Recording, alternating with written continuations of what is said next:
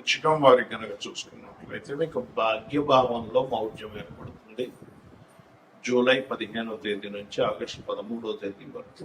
అయితే ఈ రవి గురువుల కలయిక ఒక రకంగా మంచిదే, కానీ మౌఢ్యం ఏర్పడడం అనేటువంటి కరెక్ట్ కాదు. అయితే ఈ గ్రహాల యొక్క కలయికతో పాటు మీకు మిగతా గ్రహాలు అంటే చతుర్థంలో ఉండేటువంటి రాహు, పంచమ శని, సప్తమంలో ఉండేటువంటి కుజుడు, దశమంలో ఉండేటువంటి కేతువుతో శుక్రుడు కూడా కలుస్తున్నాడు. మరి వీటి వల్ల కలిగేటువంటి ఫలితాలు ఏమిటి, ఏ దేవత ఆరాధన చేయాలి, ముఖ్యంగా మనం మౌఢ్యమి భాగ్యంలో కలుగుతున్న దాని గురించి మనం మాట్లాడుకుంటున్నాం. కాబట్టి ఈ యొక్క విషయాలు చెప్తుంది నేనేమన్నప్పటికీ చెప్పిస్తుంది సాక్షాత్ లలిత అమ్మవారిగా భావిస్తూ ఆ లలితాంబిక అమ్మవారి యొక్క అనుగ్రహం మీకు పరిపూర్ణంగా కలగాలని మనస్ఫూర్తిగా కోరుకుంటూ, ఇక్కడ ఈ భాగ్యభావంలో ఎప్పుడైతే గురువు ఉన్నాడో, ఈ గురుగ్రహం రవి ఎప్పుడైతే రవితో కంబస్ట్ అయి ఉన్నాడో గురువు, ఇది ఇచ్చేటువంటి రిజల్ట్ ఏమిటి అని చెప్పి చూసుకున్నట్లయితే ఇది ప్రత్యేకంగా గురువు ద్వారా అంటే రవి ద్వారా గురువు కంబస్ట్ అయినందుకు ఉపనయనాది సంస్కారాలు, తండ్రి గారి ఆరోగ్య విషయంలోని, మరియు బ్యాంకింగ్ సంబంధించిన విషయంలోని, హైయర్ ఎడ్యుకేషన్ విషయంలోని, అంటే ఉన్నత విద్యల కోసం చేసే ప్రయత్నాల విషయంలోని కాస్త జాగ్రత్త వహించాలి. కాకపోతే 4లో రాహు ముందు విదేశాలకు వెళ్ళి అక్కడ సెటిల్ అవుదాము అని ఉపయోగపడే వారికి ఇది మంచి సమయమే చెప్పాలంటే. అలాగే మరొక విషయం ఏంటంటే, ఇక్కడ గమనించినట్లయితే కొన్ని గతంలో తీసుకున్న కొన్ని నిర్ణయాలకి కొంత అంటే అయ్యో అప్పుడు రాంగ్ స్టెప్ తీసుకున్నామే అనుకునేటువంటి విషయాల్లో కొంతవరకు వెసులుబాటు ఉంటుంది. కాకపోతే ఈ మౌఢ్యమి ఉండే సమయంలో మాత్రం ఇందాక నేను చెప్పిన 4 విషయాల్లోని కాస్త జాగ్రత్తగా ఉండండి. వివాహం సంబంధించిన విషయంలో కొంత స్ట్రెస్ఫుల్గా ముందుకు కదులుతాయి. కాకపోతే ఉద్యోగం విషయంలో ఎప్పుడైతే 9వ స్థానంలో 2 గ్రహాలు ఉండి 10వ స్థానంలో శుక్రుడితో పాటు కేతు కూడా కలుస్తున్నాడు, ఉద్యోగ సంబంధించిన విషయంలో మార్పులు, అందులో ముఖ్యంగా ఇండియాలో కాకుండా విదేశాల్లో ఉద్యోగం చేస్తున్నటువంటి వారికి మార్పులు చూపిస్తున్నాయి. ఇక మీరు నిత్యము చేయవలసిన దేవతారాధన, కాలభైరవుడి యొక్క అష్టకం చేయండి, అన్ని విధాలా బాగుంటుంది. ఈ మౌఢ్యమి సమయంలో అసలు ఎలాంటి పనులు చేయాలని పనులు చేయకూడదు చాలా మంది అడుగుతున్నారు. వివాహాలు, నిశ్చితార్థాలు, గృహ ప్రవేశాలు, గృహ ఆరంభాలు చెయ్యరు. ఇది మరి నార్త్ సైడ్ వాళ్ళకి వర్తించదంటారు, మనమే ఎక్కువగా ఇది పాటిస్తూ ఉంటాం. నార్త్ సైడ్ వాళ్ళు పట్టించుకోరు, కాకపోతే దాని ప్రభావం ఉంటుంది. ఎంతైనా కూడా మనకి వజ్రము, దుర్ముహూర్తము, యమగండాలు ఇవన్నీ కొన్ని ప్రాంతాల్లో వర్తిస్తే కొన్ని ప్రాంతాల్లో వర్తించినప్పుడు అలాగే మరి ఇది అలా అవుతుందా అంటారు చాలా మందికి, కానీ ఇది అలా ఉండదు. యూనివర్సల్గా ఇది దాని ప్రభావం చూపిస్తుంది. కాబట్టి నార్త్ వాళ్ళు కూడా ఇది పాటించాలి. వాళ్ళు పాటించట్లేదు కానీ పాటించాలి అక్కడ నివసించే వాళ్ళు. ఎందుకంటే మనం చూడండి, ఇప్పుడు రాహుకాలం ఉంది, ఇక్కడ పాటిస్తున్నారు చాలా మంది. మీరు కనుక తమిళనాడులో కనుక నివాసం ఉన్నట్లయితే ఖచ్చితంగా రాహుకాలాన్ని అక్కడ పాటించాలి. ఇక్కడ ఉన్నప్పుడు వజ్రము, దుర్ముహూర్తము, అదేవిధంగా యమగండం పాటించాలి. కానీ ఈ మౌఢ్యమి సంబంధించినవి ప్రపంచం మొత్తం పాటించాలి. అయితే చాలామంది ఈ మౌఢ్యంకి కొన్ని తెలియని కొన్ని ఎలా అంటే రెగ్యులర్గా చేసేవి కూడా ఆపుతూ ఉంటారు. అంటే అలాగా ఉద్యోగం వచ్చింది, ఉద్యోగంలో జాయిన్ అవ్వాలి, మౌఢ్యముతో సంబంధం లేదు, అది మీ యొక్క జీవితానికి సంబంధించినటువంటి మీ నిత్య జీవితంలో మీకు డబ్బులు రావాలంటే కాబట్టి మౌఢ్యమితో సంబంధం లేదు. అలాగే రెంటిల్లు మారుతున్నారు, పెద్దగా సంబంధం ఉండదు మౌఢ్యంతో. కాకపోతే మౌఢ్యంలో అవాయిడ్ చేస్తే మంచిది, అంతేగాని పెద్ద దానివల్ల ఏదో వస్తుందని మాత్రం అనుకోకండి. అదేవిధంగా ఇంకొంతమంది కొన్ని మరమ్మతులు చేయించుకుంటూ ఉంటారు ఇంట్లో.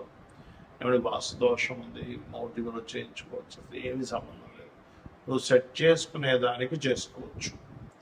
ఎలా అయితే ఔషధ సేవన విషయంలో ఫలానా నక్షత్రాలు మంచిదని చెప్తాడు, కానీ నీకు అత్యవసరం ఉన్నప్పుడు వ్యక్తిగత కత్తో పొడి చేశాడు, బ్లడ్ వచ్చేస్తుంది. అమ్మో ఇప్పుడు మౌఢ్యం ఉందండి, ఈరోజు ముహూర్తం ఉంది, మద్యం ఉంది, లేకపోతే ఏమైనా ఉంది, ఇప్పుడు హాస్పిటల్కి వెళ్ళకూడదంటే అలా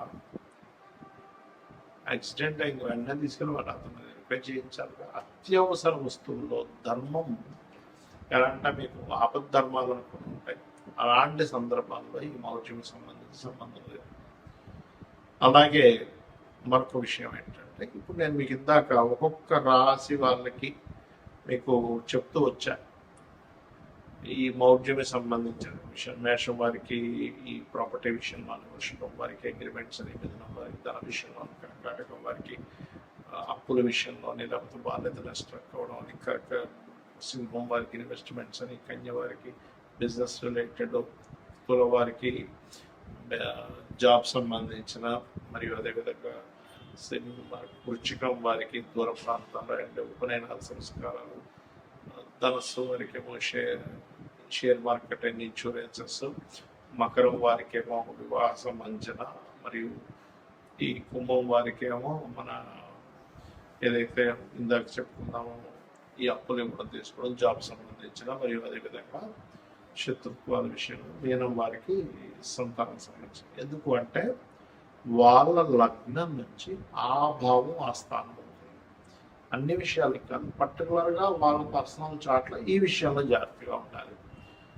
యూనివర్సల్గా జరిగే కొన్ని శుభకార్యాలకి ఎందుకు శుభకార్యాలు చేయాలి ఆ సమయంలో అంటే, గురువు యొక్క దృష్టి, శుక్రుడి యొక్క దృష్టి, రవి యొక్క కిరణాల చేత, రవికి అతి సమీపంలో వెళ్ళడం మూలంగా వాటి యొక్క ప్రభావం తగ్గిపోతుంది. వాటి ప్రభావం ఎప్పుడైతే గురువు ప్రభావం తగ్గిపోయిందో అక్కడ కలిగేటువంటివి ఏమిటి, యూనివర్సల్గా జరిగేవి ఏమిటి, బంగారం యొక్క ధర సంబంధించిన విషయంలో బాగా డౌన్ ఫాల్ అవ్వడం ఆ సమయం, ఇంకా విచిత్రంగా ఫ్లక్చువేట్ అవ్వడం ధరల విషయంలో జరుగుతుంటుంది అనమాట ఆ టైంలో పర్టికులర్. అలానే మీరు చాలామంది ఏంటంటే, నేను చాలాసార్లు చెప్పాను, 1 year నుంచి చెప్తున్నాను, బాగా పెరుగుతుంటుంది, తగ్గుతుంది, 50 సార్లు అయినా జరుగుతుంది, డోంట్ వరీ అని.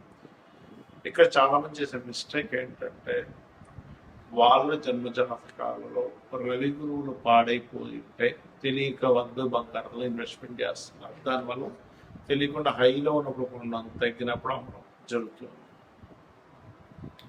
కాబట్టి నేను చెప్పేది ఒకటే గుర్తుపెట్టుకోండి, ఈ బంగారం విషయంలో కూడా ఈ మౌఢ్యం ఫ్లక్చువేషన్స్ ఇస్తుంది. రవి గురువుని కంబస్ చేయడం వల్ల. అదేవిధంగా మరొక విషయం ఏంటంటే, ఇది జల సంబంధించిన విషయాలు, సునామీలు, ప్రపంచవ్యాప్తంగా కొన్ని ఈ ఆరోగ్య సంబంధించిన విషయంలో కూడా దీని యొక్క ప్రభావం పెరగనుంది ఈ కంబస్ట్ వల్ల. కాబట్టి అందరూ కూడా కాచి చల్లార్చిన నీటి తాగండి, మరియు కాస్త నీటి ప్రాంతాల దగ్గరగా ఉండేవాళ్ళు కాస్త దూరంగా ఉండండి. అదేవిధంగా ఇది ఒక రకంగా చెప్పాలంటే ఒక జీవాత్మ సంయోగం అంటూ ఉంటారు. ఎవరికైనా ఈ కాంబినేషన్ ఉన్నప్పుడు వాళ్ళకి ఇంట్యూషన్స్ కూడా బ్రహ్మాండంగా పనిచేస్తాయి చెప్పాలంటే, ఒక డిగ్నిఫైడ్ నేచర్లో కూడా వెళ్తూ ఉంటారు. కాకపోతే ఏంటంటే, మనకి యోగము అంటారు జ్యోతిష్ శాస్త్రంలో, మన జన్మజాతకంలో కానీ గోచారంలో కానీ 2 గ్రహాల కలయిక, లేదా ఒక గ్రహం ఒక రాశిలో ఉన్నప్పుడు యోగము, ఒక గ్రహం ఒక నక్షత్రంలో ఉన్నప్పుడు యోగము, గ్రహంతో కలిసి ఉన్నప్పుడు ఇంకొక యోగం, 2-3 గ్రహాలతో కలిస్తే మరొక యోగం.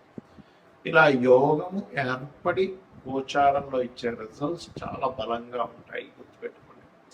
యోగం ఏర్పడకుండా ఇచ్చేటువంటి రిజల్ట్స్ వేరు, 2 గ్రహాలు కలిసినప్పుడు వేరు. కాబట్టి మీరు ఏం చేస్తారంటే, మీకు జన్మజాతకం తెలియదు, అసలు ఏం చేయాలో అర్థం కావట్లేదు, మీ డేట్ ఆఫ్ బర్త్ లేదు, అలాంటప్పుడు కూడా ఏం టెన్షన్ పడకుండా సూర్యనారాయణమూర్తి యొక్క ఆరాధన, లలితా సహస్రనామాలు, వీలైతే లలితా సహస్రనామాలు సూర్య భగవాను చూస్తూ ఓం భానుమండల మధ్యస్థ భైరవీ భగవాన్ నమః మంత్రం చేయండి అనేది చాలా బాగుంటుంది.